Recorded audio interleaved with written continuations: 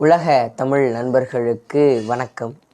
அதாவது என்னென்னா, நான் காணொளி போடுறேன், நீங்கள் ஒருத்தர் 2 பேர் இல்லைங்க, 2000 பேர் 6000 பேர்கிட்ட பார்க்குறீங்க. இல்லைங்களே, ஒரு லைக் போடுங்கங்க.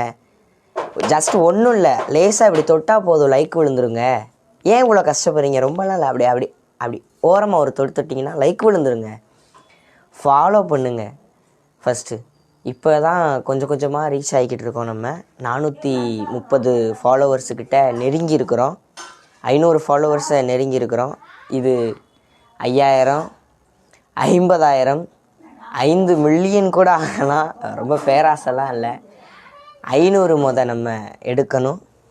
500 அடிப்போம், அப்புறம் 5000 அடிப்போம், அப்புறம் 50000 அடிப்போம்.